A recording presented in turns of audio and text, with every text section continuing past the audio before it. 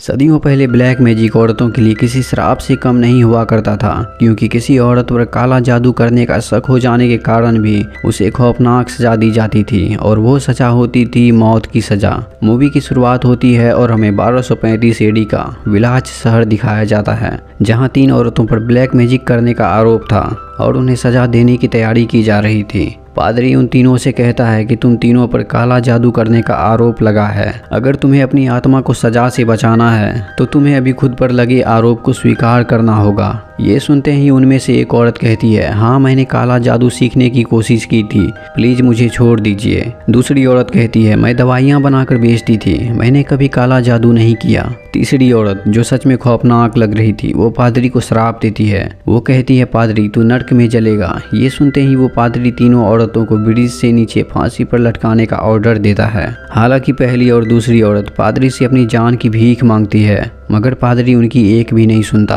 क्योंकि उस दौर में काले जादू की सजा सिर्फ मौत थी, जिसे कोई टाल नहीं सकता था। अब उन तीनों की मौत के बाद सिपाही वहां से जाने लगते हैं। पादरी एक सिपाही से कहता है, हमें उनकी लाशों को बाहर निकालना होगा, क्योंकि मुझे सोलोमन की किताब से कुछ मंत्र बोलने होंगे जिससे वो फिर से जिंदा ना हो पाए। इस पर वो सिपाही कहता है, उन तीनों को फांसी देकर पानी में डुबा दिया गया है, बेहतर होगा उन्हें भूल जाओ। ये कहकर वो सिपाही वहां से चले जाता है, पर पादरी रुकता नहीं। वो आधी रात को उन तीनों औरतों की डेड बॉडीज को पानी से बाहर निकालता है और उस पर मंत्र क्रिया करता है। वो 2 औरतों की बॉडी को शुद्ध करने में सफल रहता है, मगर तीसरी औरत, जो अब एक खतरनाक डायन बन चुकी थी, वो पादरी को मारकर उसे पुल से लटका देती है। अब हमें 1332 एडी का वक्त दिखाया जाता है। इस वक्त ईसाइयों का धर्म युद्ध चल रहा था। इस युद्ध में लाखों की तादाद में सैनिक ने हिस्सा लिया था। इन सैनिकों के बीच में 2 योद्धा भी शामिल थे, जो पूरी ईमानदारी से इस धर्म युद्ध में अपना योगदान दे रहे थे। इनके नाम थे बहमन और फैल्सन। ये दोनों पक्के दोस्त थे। दुश्मन उनके नाम से भी डरते थे, क्योंकि ये काफी बहादुर और जाबाज सैनिक थे। ये दोनों लगातार ईसाई धर्म युद्ध में भाग लेते हैं और दुश्मनों पर काल बनकर टूटते हैं। इसी दौरान सन 1344 एडी के एक युद्ध में जब ये दोनों दोस्त शामिल होते हैं, तो गलती से बहमन की तलवार एक निर्दोष औरत के आर पार हो जाती है। इस गलती के बाद बहमन जब अपनी नजर घुमाकर चारों तरफ देखता है, तो वो पाता है कि सैनिकों ने वहां सारे औरतों और बच्चों को मार डाला है, जो धर्म युद्ध के बिल्कुल विरुद्ध था। फैल्सन को भी इसकी उम्मीद नहीं थी, इसलिए अब ये दोनों दोस्त लीडर के पास जाते हैं। बहमन उनसे कहता है, औरतों और बच्चों की जान लेना तुम इसे धर्म युद्ध कहते हो? ईश्वर के नाम पर तुम लोगों को बेवकूफ बना रहे हो। ये कहकर बहमन और फैल्सन खुद को इस युद्ध से अलग कर लेते हैं और निकल पड़ते हैं अपने घर की ओर। लगातार 1 महीने तक सफर करने के बाद ये लोग एस्टेडिया नामक जगह तक पहुंचते हैं। कुछ दूर आगे जाने के बाद उन्हें जंगल के बीच एक घर दिखता है। अब जब ये दोनों मदद के लिए उस घर के अंदर जाते हैं, तो देखते हैं कि उस घर का मालिक और उसकी पत्नी किसी भयानक और अजीबोगरीब बीमारी के कारण काफी समय पहले ही मारे जा चुके थे। इन दोनों को इस बीमारी का कुछ भी पता नहीं चलता, इसलिए ये दोनों उस घर में आग लगा देते हैं और उनका घोड़ा लेकर वहां से आगे बढ़ जाते हैं। अब ये दोनों एस्टेडिया शहर के अंदर चले जाते हैं, मगर अंदर का नजारा देखकर ये दोनों हैरान हो जाते हैं, क्योंकि वहाँ कुछ लोग इनसे अपनी जान बचाने के लिए मदद मांग रहे थे, तो कुछ लोग खुद को ही सजा दे रहे थे। इन्हें कुछ भी समझ नहीं आता कि आखिरकार यहाँ चल क्या रहा है। तभी वहाँ का एक सैनिक इन्हें बताता है कि यहाँ एक महामारी फैली हुई है पिछले 3 सालों से। बहमन पूछता है, अब तक कितने लोग मारे जा चुके हैं? इस पर वो सैनिक कहता है, हर 4 में से 3 लोग मारे जाते हैं। चूंकि बहमन और फैल्सन ने धर्म युद्ध के सेनापति से बगावत की थी और इस बगावत की सजा थी मौत, इसलिए वो एस्टेडिया के उस सैनिक को बताता है कि वो एक मुसाफिर है और उन्हें 2 शानदार घोड़े चाहिए आगे के सफर के लिए। अब घोड़े मिलने के बाद जैसे ही ये दोनों वहां से निकलने की तैयारी करते हैं, तभी गलती से सैनिकों की नजर उनके तलवार पर पड़ जाती है। तलवार को देखते ही वहां के सैनिकों को ये समझते हुए देर नहीं लगती कि ये दोनों धर्म युद्ध के बागी सैनिक है और सजा पाने के अधिकारी भी। अब इन दोनों को वहां के राजा के पास ले जाया जाता है। ये देखते हैं कि राजा को भी वो बीमारी लग चुकी थी। राजा दोनों को देखते ही कहता है कि मैं तुम दोनों को जानता हूँ, तुम दोनों के बहादुरी के किस्से दूर दूर तक फैले हैं। राजा का पादरी बहमन से कहता है कि इस महामारी को एक चुड़ैल ने नर्क से बुलाया है। राजा कहता है, हमने चुड़ैल को कैद करके रखा है, उसे जेवरिक के मठ के पास ले जाना होगा, जहाँ के सन्यासियों के पास एक प्राचीन किताब है जिसमें उस चुड़ैल की शक्तियों को मिटा देने वाले मंत्र लिखे हुए हैं, जिससे ये महामारी हमेशा के लिए खत्म हो जाएगी। बहमन कहता है, इससे हमारा क्या लेना देना? राजा कहता है, हमारे सैनिक उस चुड़ैल को नहीं ले जा सकते, क्योंकि हमारे ऊपर उस चुड़ैल के जादू का असर जल्दी हो जाता है फिर भी तुम्हारे साथ मेरा एक सैनिक और पादरी जाएगा। अगर तुम इस काम को करने के लिए मान जाते हो तो तुम्हारे ऊपर जो चर्च के आरोप लगे हैं उसे हटा दिया जाएगा। पर बहमन इस काम को करने से साफ साफ इनकार कर देता है। वो कहता है इस तरह के कामों का नकारात्मक प्रभाव निर्दोष लोगों पर पड़ता है। ना सुनते ही राजा बहमन और फेल्सन को कैद खाने में बंद करवा देता है। कैद खाने के अंदर जाते ही बहमन देखता है कि उस कैद खाने की दूसरी तरफ एक चुड़ैल को कैद करके रखा गया है। बहमन फेल्सन से कहता है कि इस लड़की को देखकर तो बिल्कुल भी नहीं लग रहा है कि ये कोई चुड़ैल है। अब जैसे ही आधी रात होती है बहमन को उस लड़की के रोने की आवाज़ सुनाई देती है। वो देखता है कि उस लड़की के शरीर पर काफ़ी सारे चोट के निशान हैं, जिसके दर्द के कारण वो रो रही थी। उस लड़की की ये हालत देखकर बहमन राजा को ये संदेश भिजवाता है कि मैं जेवरिक जाने के लिए तैयार हूँ, मगर एक वादे के साथ कि उस लड़की के साथ सही इंसाफ होना चाहिए। राजा बहमन की बातें मान लेता है। बहमन, फेल्सन, राजा का पादरी और एक सैनिक जेवरिक जाने के लिए तैयारी करते हैं। इनके पास जेवरिक तक जाने के लिए सिर्फ एक पुराना मैप होता है। बहमन कहता है सिर्फ इस मैप से काम नहीं चलेगा, हमें एक आदमी की ज़रूरत है जो हमें पक्का रास्ता बता सके, वरना हम रास्ता भटक सकते हैं। तभी पादरी कहता है एक सौदागर है जिसे जेवरिक तक जाने का रास्ता मालूम है, मगर उसे हेरा फेरी के आरोप में सजा हो चुकी है।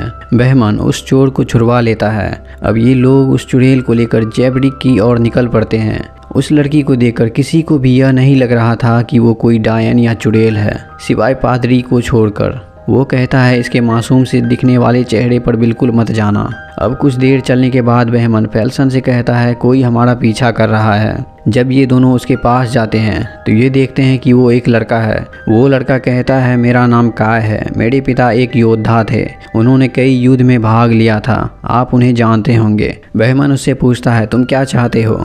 काय कहता है मैं आपके साथ जेवरिक जाना चाहता हूँ, क्योंकि आपके साथ रहकर मैं एक योद्धा बनना चाहता हूँ। उसकी बात सुनकर बहमन फेल्सन को उसकी परीक्षा लेने के लिए कहता है। बहमन देखता है हालांकि काय तलवारबाजी में एक्सपर्ट नहीं था, मगर वो हार भी नहीं मानता। उसकी इसी लगन को देखकर बहमन उसे इस सफर में शामिल कर लेता है। अब कुछ दूर चलने के बाद रात हो जाती है। ये लोग एक जगह रुककर आग जलाते हैं और एक एक करके उस लड़की पर पहरा देने का फैसला करते हैं। पहरा देने की पहली बारी आती है राजा के सैनिक की। वो पादरी से कहता है ये लड़की मुझे मेरी बेटी मिला की याद दिलाती है, सोचो अगर ये लड़की विच नहीं हुई तो हमारी कितनी बदनामी होगी। इस पर वो पादरी कहता है इसका फैसला मठ के सन्यासी ही करेंगे। इन दोनों की बातें वो लड़की सुन लेती है और अब वो सैनिक को अपने पास मदद के लिए बुलाती है, क्योंकि वो समझ चुकी थी कि इस सैनिक के दिल में उसके लिए दया है। अब जैसे ही वो सैनिक पिंजरे के पास जाता है वो लड़की उसे दबोच लेती है। ये देखकर वो पादरी सैनिक की मदद करने के लिए दौड़ता है।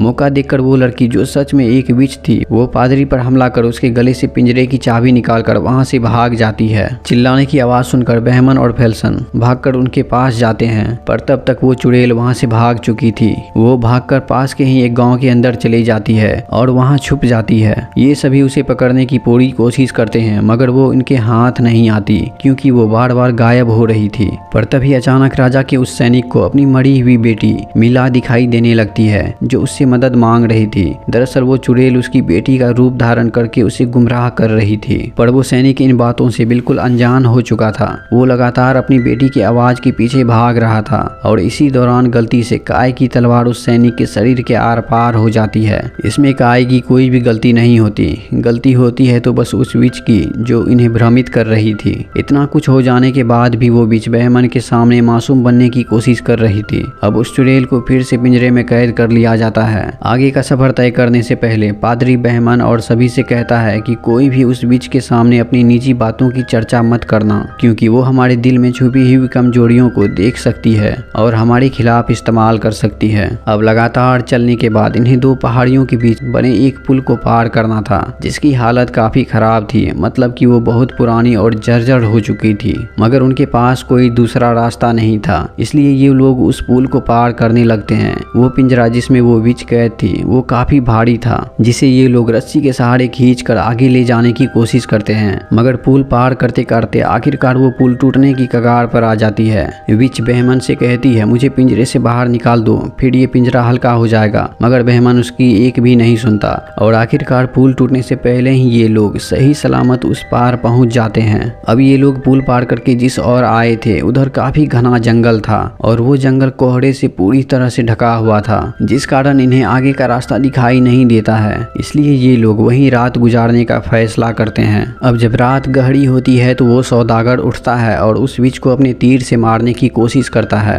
तभी वहां पर बहमन आ जाता है। वो सौदागर बहमन से कहता है सारी मुसीबतों की जड़ ये चुड़ैल है। हो सकता है जैबरिक पहुंचने तक ये चुड़ैल हम में से किसी को जिंदा ना छोड़े, हम इसे यहीं मार देते हैं, किसी को कुछ भी पता नहीं चलेगा। पर बहमन उसे रोक लेता है। वो कहता है ऐसा कुछ भी नहीं होगा, तुम फिक्र मत करो। तभी वहाँ पर बहुत सारे खतरनाक भेड़िए आ जाते हैं जो इन पर लगातार हमला करने लगते हैं। दरअसल उन भेड़ियों को उसी बीच ने बुलाया था इन सभी को खत्म करने के लिए, पर ये सभी अपने हथियार के बल पर उन भेड़ियों का सामना करते हैं। पर भेड़ियों की संख्या लगातार बढ़ने के कारण ये लोग जल्दी से वहाँ से आगे बढ़ते हैं, मगर वो भेड़िए इनका पीछा नहीं छोड़ते। अब भागने के दौरान वो सौदागर एक पेड़ से टकराकर नीचे गिर जाता है। इसी मौका का फायदा उठाकर वो भेड़िए उस सौदागर पर हमला कर देते हैं और उसे नोच डालते हैं। बहमन उसे बचाने के लिए आगे भी बढ़ता है, मगर फेल्सन कहता है अब काफी देर हो चुकी है। अब जैसे ही सुबह होती है बहमन धनुष को तैयार करता है उस विच को खत्म करने के लिए, क्योंकि वो समझ चुका था जो कुछ भी हो रहा है वो यही कर रही है। पर तभी पादरी उसे रोकता है। वो कहता है तुमने अगर इसे अभी मार दिया तो हम उन हजारों लोगों की जिंदगियों को नहीं बचा पाएंगे जो महामारी से ग्रसित हैं। तभी फेल्सन कहता है हम जैबरिक के मठ के काफी करीब हैं। अब ये लोग जल्दी से पहाड़ी के ऊपर चढ़कर मठ तक पहुंच जाते हैं। बहमन दरवाजे को नॉक करता है और काफी आवाज भी लगाता है, मगर कोई दरवाजा नहीं खोलता।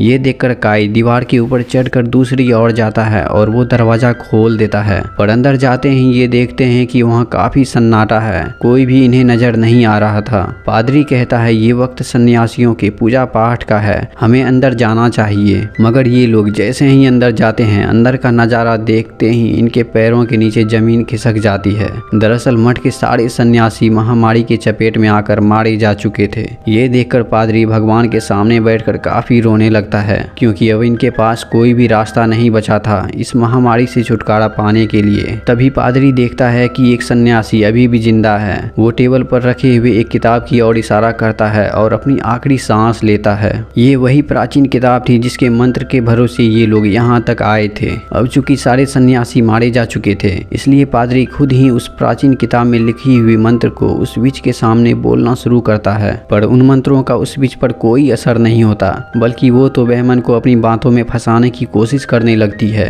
वो कहती है तुमने इतने सारे बेगुनाह लोगों की हत्याएं की है, ईश्वर तुम्हें कभी माफ नहीं करेगा और ना तुम खुद को माफ कर पाओगे। फेल्सन विच से कहता है तुम ये सब कैसे जानती हो? तभी पादरी कहता है ये कोई विच नहीं है, इस पर तो शैतान का साया है। ये कहकर वो शैतान को वश में करने वाले मंत्र को बोलने लगता है। इस मंत्र का उस शैतान पर असर होने लगता है और वो देखते ही देखते अपने असली रूप में आ जाता है, जो काफी भयानक था। अब वो शैतान उस लोहे के पिंजरे को अपनी शक्तियों से गला देता है और उससे बाहर निकलकर वो पंछी बनकर वहां से उड़ जाता है। अब ये लोग उस शैतान को ढूंढने के लिए उस मठ के अंदर जाते हैं। वो शैतान वहीं पर था। पादरी वहां पर उस मंत्र को पढ़ना शुरू कर देता है, पर मंत्र पूरा करने से पहले ही वो शैतान पादरी को मार डालता है और फिर फेल्सन को। अब शैतान को हराने के लिए काय खुद बचे हुए मंत्र को पढ़ने लगता है। शैतान उस पर भी हमला करने की कोशिश करता है, मगर बहमन उसे रोक लेता है। इस दौरान शैतान बहमन पर भी लगातार हमला करता रहता है, पर काय मंत्रों को पूरा करने में सफल रहता है और मंत्र के पूरा होते ही वो शैतान हमेशा के लिए खत्म हो जाता है। वो लड़की जिस पर उस शैतान का साया था वो अब ठीक हो चुकी थी। अब काय भागकर बहमन के पास जाता है जो काफी घायल था